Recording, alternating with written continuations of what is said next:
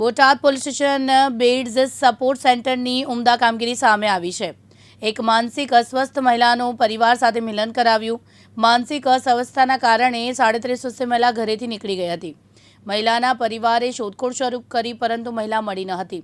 બોટાદ શહેરમાં રિક્ષા ચાલકે માનસિક અસ્વસ્થ મહિલાને જોતા બેડ સપોર્ટ સેન્ટરને જાણ કરી હતી। બોટાદ બેડ સપોર્ટ સેન્ટરના કાઉન્સિલર રિંકલબેન મકવાણાએ મહિલાને પોલીસ સ્ટેશન લાવ્યા। બેડ સપોર્ટ સેન્ટરના કાઉન્સિલરે મહિલાને માનસિક સાંત્વના આપી મિત્રતાભર્યો માહોલ ઊભો કર્યો। કાઉન્સિલરે વિવિધ ગામના સરપંચો સામાજિક આગેવાનો સંપર્ક કરી કલાકો બાદ એક ગામના સરપંચ દ્વારા મહિલાની ભાળ મળી હતી। બેન એક માનસિક અસ્વસ્થ બેન કોઈ આવ્યા હતા અને એનું પરિવાર સાથે પુનઃમિલન આપણે કરેલું છે। કેવું કામ છે અને કેવી હકીકત હતી બેનની?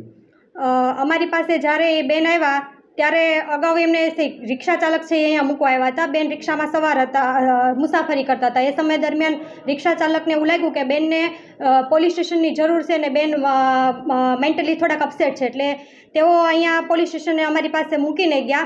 અમે કાઉન્સેલિંગ દ્વારા બેનની પૂછપરછ કરી, અરજદાર સાથે વાતચીત કરી, પણ એ વાતચીતમાં કંઈ જણાવતા નહોતા અને અલગ અલગ ગામના નામો છે એ આપતા હતા। ત્યારબાદ અમે બેનને બેસાડ્યા, એમની સાથે મિત્રતાભર્યું વાતાવરણ ઊભું કર્યું। પછી જે બેન ગામના જે નામ આપ્યા હતા એ ગામના સરપંચ અને આગેવાનોને અમે ફોન કર્યા હતા અને એમાં એક ગામના સરપંચે અમને એવું જણાવેલું કે આ બેન રહે અમારા ગામના એક ભાઈ છે, એમના પત્ની છે, હું તમને એમનો નંબર આપું છું, તમે તેમની સાથે વાત કરી લેજો એમ।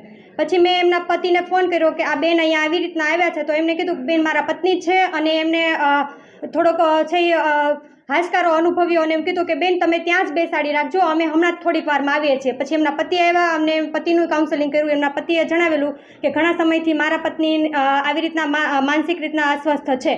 પછી બંનેનું કાઉન્સેલિંગ કર્યું, ટેલિમાનસ ઉપર વાતચીત કરાવી અને નજીકના હોસ્પિટલમાં એમને બેનને સારવાર કરાવવા માટેની એમને સલાહ અને સૂચન અને માર્ગદર્શન આપેલ। બોતાભાઈ શેખલિયા, દિવ્યાંગ ન્યૂઝ, બોટાદ।